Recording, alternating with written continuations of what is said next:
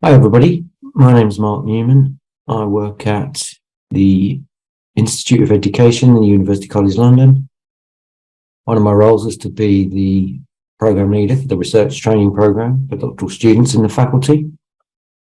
I'm also a faculty member where I teach in a range of courses and I do research in professional pedagogy and in social policy research. In connection with which I work in a research centre called the Epicenter, which is specifically focused on evidence to inform policy and practice decision making. I was very happy to be invited to contribute to the 100 OJC initiative, as I think it's really interesting and potentially useful to hear from different researchers about their strategies for reading papers and finding research papers.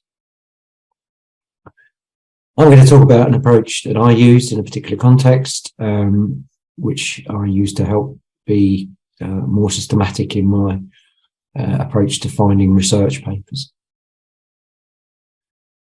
So what we're trying to do here is we're trying to find papers to answer a research question, and the searching is the act of trying to find studies that might be relevant to answer a research question. The search strategies we use then are derived from the research question. There are always practical constraints that vary depending on the situation that you're in. But the way to be more systematic is to have a rationale for the way you do your searching, to draft, test, and implement a structured search plan, and to report that as part of any reporting of any write-up of the review that you're doing, the studies that you find. Broadly speaking, there are two approaches to thinking about being systematic in searching. Purposive searching, we use when we're looking to identify the main sort of themes in the literature and how those understanding has evolved in the literature. And in this approach, the searching plans typically might evolve as you find more papers, and that suggests new directions for thinking and developing your search strategy. Comprehensive searching is considered ideal for some research questions where it's thought to be necessary to have access to all the studies that answer a particular research question. And when we're doing comprehensive searching, we usually specify our search strategy in advance and don't change the search strategy as we do our searching. Most of the ideas about how to do systematic searching that you can find in the literature relate more to the second idea of comprehensive searching. But as you'll see as we go through them, you can see how important thinking about them is in relation to purposive searching as well.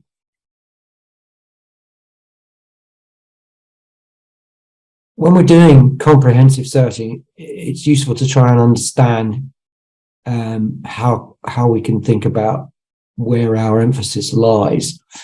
And this diagram is intended to help us do that. So if you imagine think about the big orange colored oval shape as the population of studies that are available for you to search from. The blue ball in the middle represents the studies that are identified in a particular search strategy. And the small orange circle with the orange lines going through it represents the studies that actually are the ones that would answer your research question. They meet your selection criteria. And what the illustration shows us is that whatever the search strategy we will use, we're only ever going to find a selection. We're going to have a selection from all of the studies available to search. Within that selection, we're going to have a group of studies that don't meet the selection criteria, so they're not relevant to your research question. That's the studies in the blue ball that are not in the orange ball. And then we're going to have a group of studies that you're going to find that are relevant to your selection criteria. in the orange ball, but you're not going to find them all. As you can see, some of the studies in the orange ball are outside of the blue ball, which represents the ones that you did find. So this is referred to here as a sensitive search, in that because in this diagram we found a very high proportion of all the studies that we're looking for in our search strategy has identified a high proportion of all the studies that we're looking for.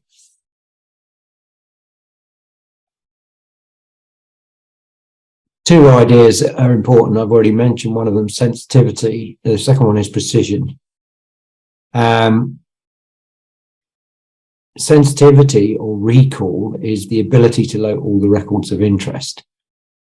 The number of relevant, and it means the number of relevant records located as a proportion of all of the records that exist.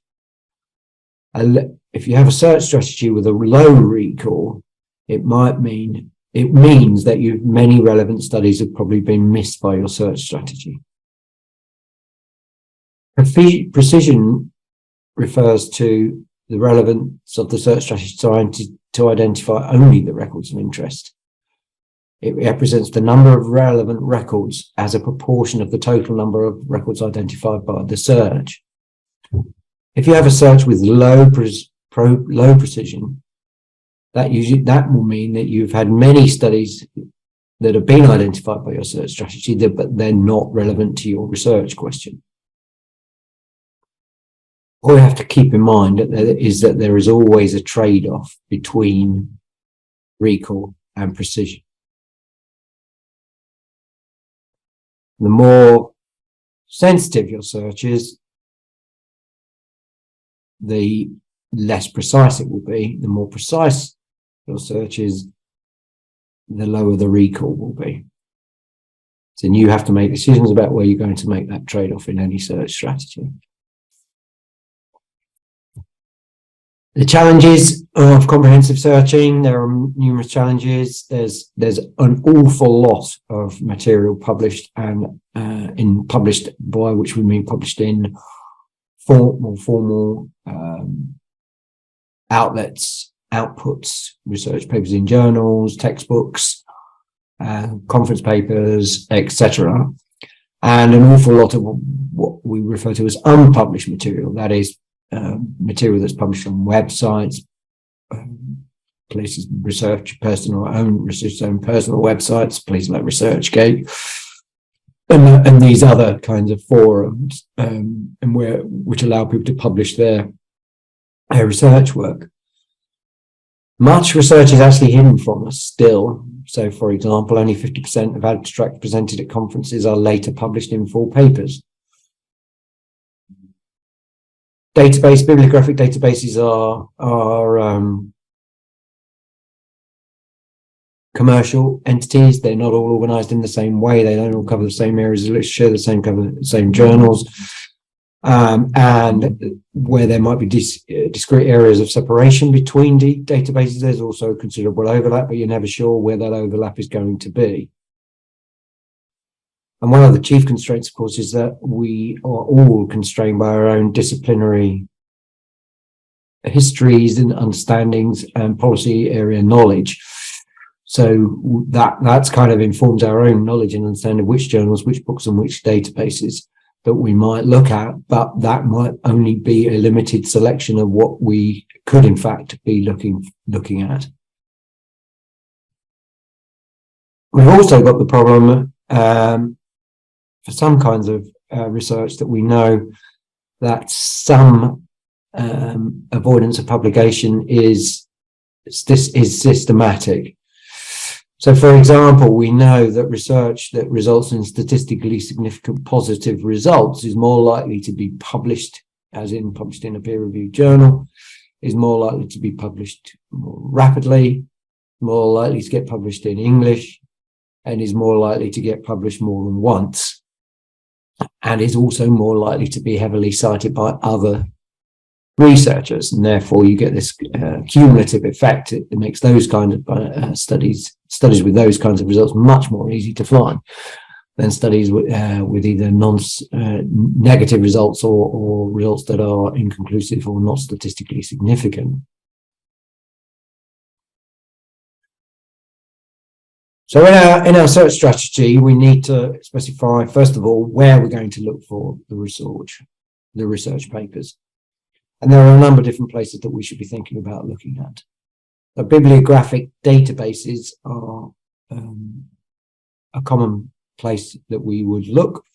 And there are different kinds of bibliographic databases, and there's such a proliferation of them that it becomes ever more confusing, because bibliographic databases are also refers only to the database, but then in front of the database is the interface software that you use to access the database. So this might result in you interrogating one of the databases that's listed here, for example, but it's not, you don't recognize it as being called ERIC, for example, because you used ProQuest to access the ERIC database.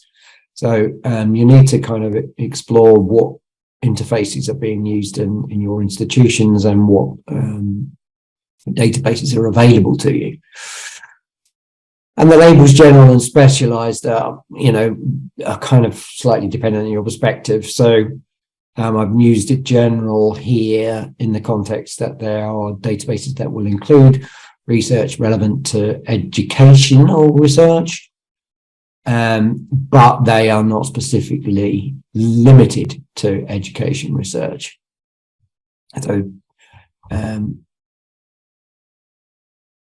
ASIA, SSCI, PsycInfo, CINLL, they're all databases which you might refer to as general databases, within which you would find research on educational topics. The more specialized in this context are bibliographic databases that are specifically about educational research. So ERIC, British Educational Index, and the Australian Educational Index are examples of that. We'd also wish to be looking at internet search engines, so Google and Google Scholar, and I've used the term gateways to indicate places in which act as a gateway to other publication resources. So, for example, the What Works Clearinghouse database, which is based in the USA. Internet search engines, Google and Scholar are enormously powerful. They have the advantage of they don't only look in bibliographic databases, they look across websites and repositories and sources of all kinds all over the world. The challenges for using them is that they're not they don't offer very sophisticated or advanced searching options and or information management options. So you have to consider how you're going to manage the citations that you get back from a Google search, because there will, as you probably will experience, you usually get very many of them. A recent innovation, which is becoming ever more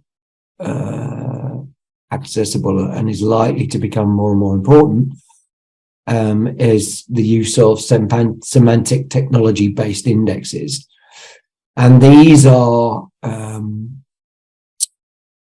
searching software which actually uses semantic technology to build an understanding of what you are looking for, and can be trained to search for specifically things that are like that have the characteristics that you have already told it about. So, for example, you have a research paper that is of interest, and it is of interest for answering a research question.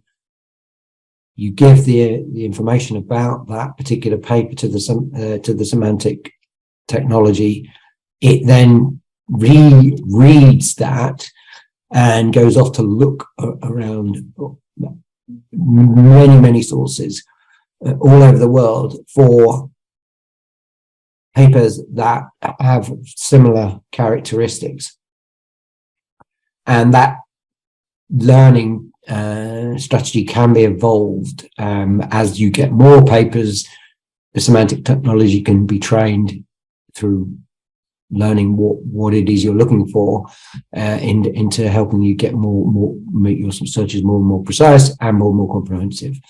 OpenAlex is a example of this. It's built from the Microsoft academic graph data sets, and it's evolving now. It hasn't got you can search for it on the internet as yet. The web-based interface is still under development. But that sort of searching is going to become even more user-friendly and important, I think, as time goes by.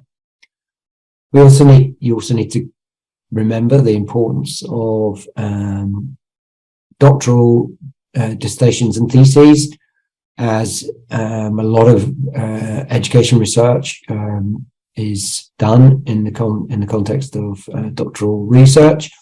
So we can search for those at these two sources here. And again, that will vary for different subjects in different areas, just how important those sources might be.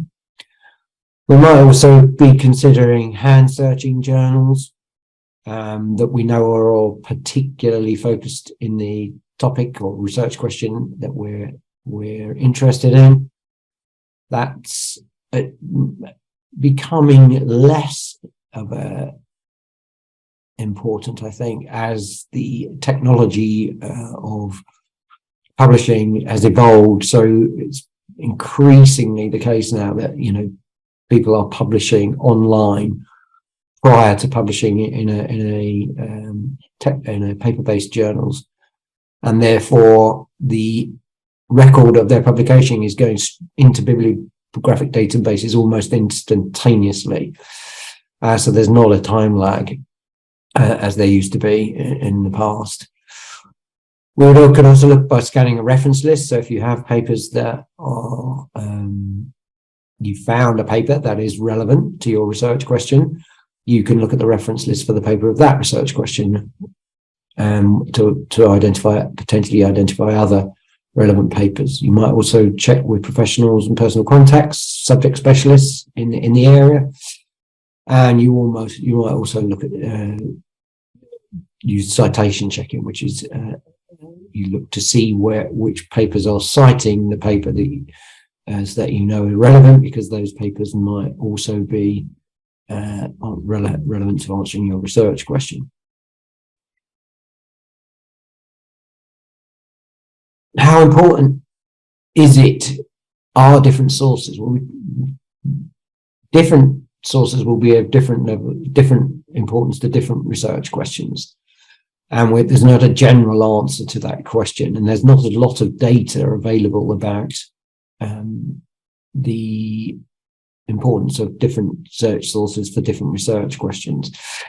This is a little bit of data that came from out of some work that I did with some colleagues on a systematic review looking at the impacts of sport and culture. And my colleagues then did a subsequent analysis to look at where the identified studies that we decided that did answer our research question actually came from. And 75% came from what might be regarded as general bibliographic databases, 10% came from specialist bibliographic databases, 4% came from websites, and 3% came from hand-searched journals. And what this is just an indicator to think about, if any of those sources had been omitted from our search strategy, then we would not have found those papers. So it's important to just think about how that in the context of any searching that you're doing yourself.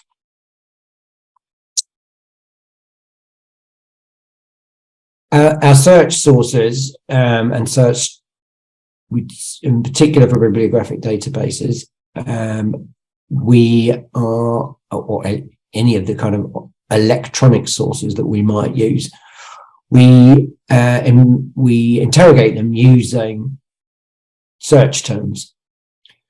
And the basics of how these search terms, these bibliographic databases work, is that they're historically people who did the indexing to using lists of standardized or controlled terms to code key features of paper. And they produced a thesaurus or an index or notes to explain to each indexers, the people who are doing the job, and to you, the meaning of each of those controlled terms. Increasingly, this task is being done by computers using the sorts of semantic text software that I referred to earlier, that people aren't even part of the equation. So in a basic search term, basically you would start with identifying the controlled terms for each of the concepts in your research question, build the searches for these using the controlled terms, the search strings using controlled terms, and then you might in addition supplement those controlled term searches with searches for free text using the free text functions that are available in bibliographic databases.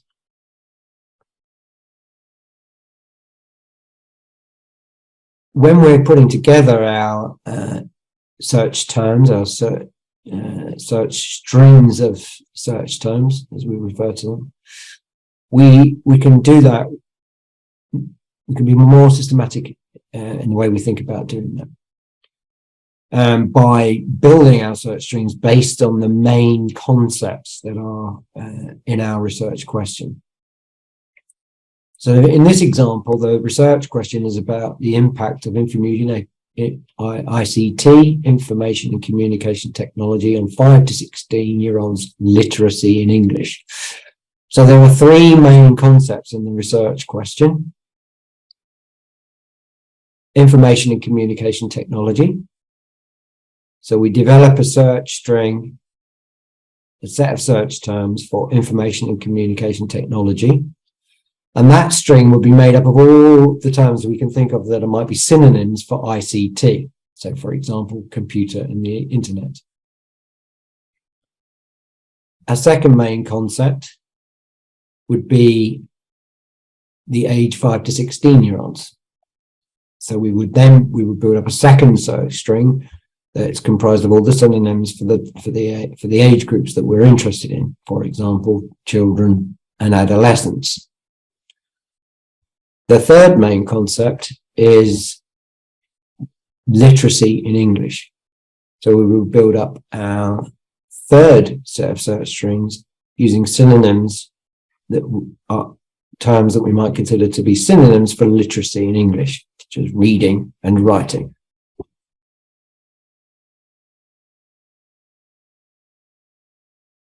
We then use the Boolean operators, which are the machine language codes, computer code words that the bibliographic databases understand to have a particular function in this way, as illustrated here. So within our main search, within our search terms, main concepts, sorry, we will be using the Boolean operator or, so it would be children or adolescents, for example, computer or internet, reading or writing. And we would search for these 3 main concepts in 3 separate search strings first of all. We would then be combining the 3 main search strings, search terms, using the Boolean operator and what this would facilitate is thus to end up with a group of studies here that combine the terms for the age group, the terms for the ICT, the phenomena of interest, and the terms for literacy in English, the outcome. So we'd be looking at a group of studies that would figuratively be in this space here. This is an example of what a search string might look like that we will put into a bibliographic database. This is from a piece of work when we were looking for studies that had investigated the impact of something called block scheduling, and it was searching in the British Education Index, and so you end up with a search string that looks something like this, with a long string of ors, and in some places there will be the ands, which signal the combination of the main concept. So we've got an and here. You can see in this list there are some other Boolean operators, and they work slightly differently in different databases. So I haven't talked about them in great detail here, but the ADJ here is a Boolean operator that the computer understands as meaning adjacent. The $ here is another kind of Boolean operator, or it's actually called a wildcard symbol. So that tells the bibliographic database that we're looking for the word exam with anything after it. So it could include exams, examinations, examinors, examinees, and things like that would all be picked up by that symbol.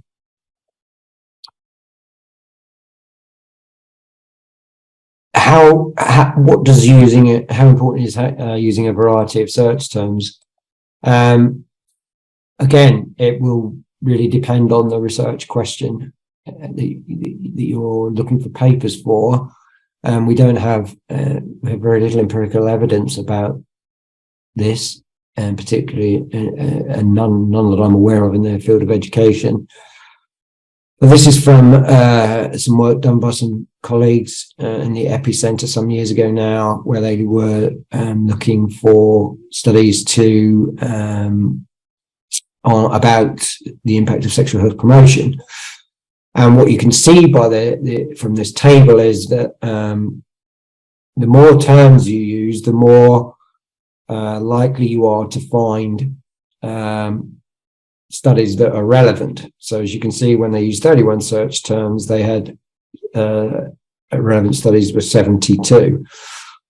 When they only used 6 search terms, the number of relevant studies went down to 47. But as you can also see, the increasing number of research terms increases the number of studies that you find that will be irrelevant. So that's where that trade-off I referred to earlier between recall and precision comes into play.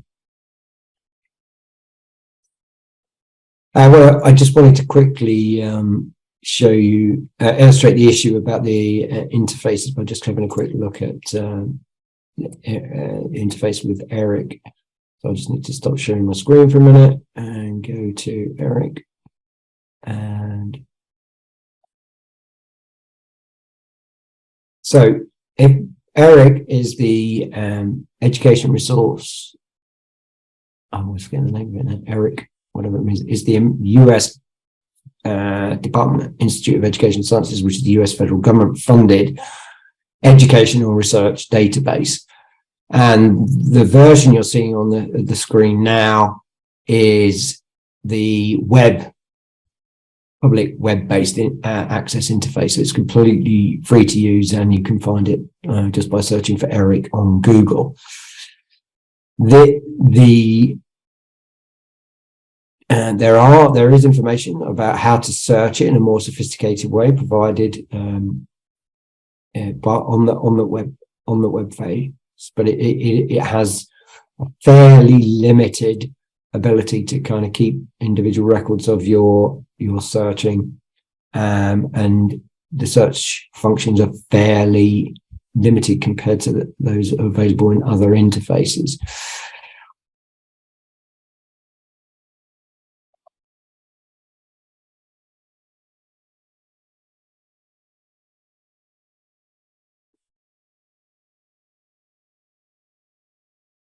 Alternatively, you can also access Eric using different interfaces. So this is an interface with the same Eric database, but this is provided through the ProQuest database interface.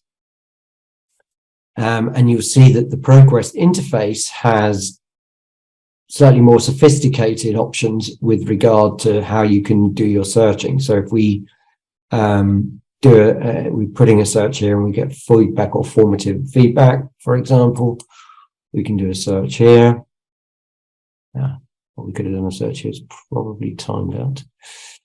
Let's try doing that again.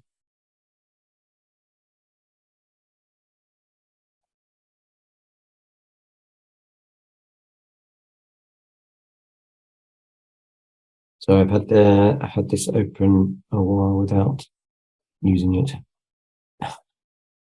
Let me just stop for a minute and get that back again.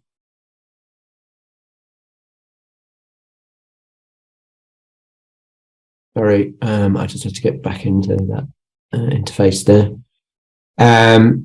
So we can see we're in Eric in the ProQuest interface here. You've got slightly more advanced, slightly more sophisticated features that particularly help to keep records of searches here. So, for example, we're going to do a search on formative assessment or feedback.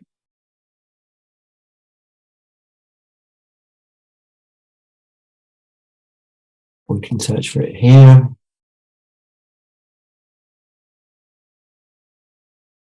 Look at the recent searches. It's recorded as a feedback here, and let's say we wanted to do it in school-age children. Let's say we can look for schools or primary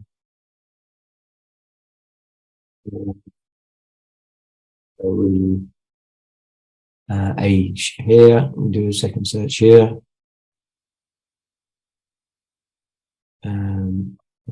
Anyone up there?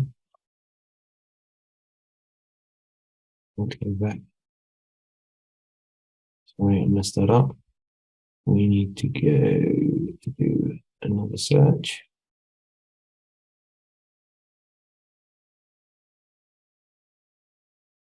Back to the main page.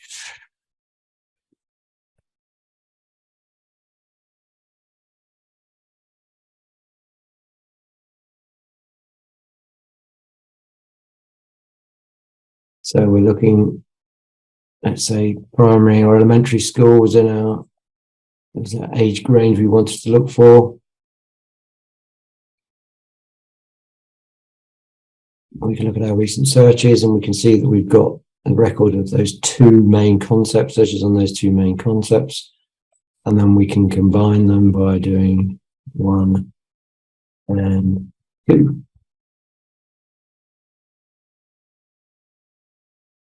Which gives us with a am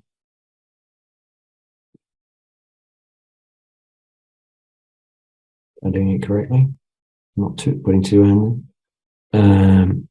So it has given us 3 studies in our final report, but that's just an illustration.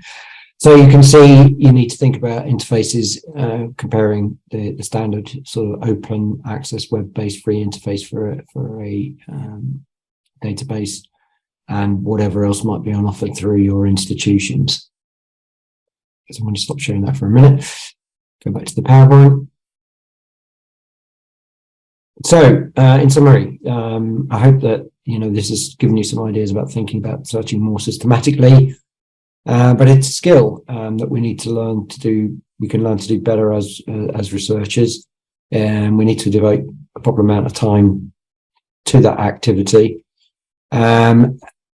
It's good to ask for help from information, subject and systematic review specialists to identify the different sources to search and to deal with technicalities in the searching process. And we need to allow time to develop and test the search strategies that we're going to use.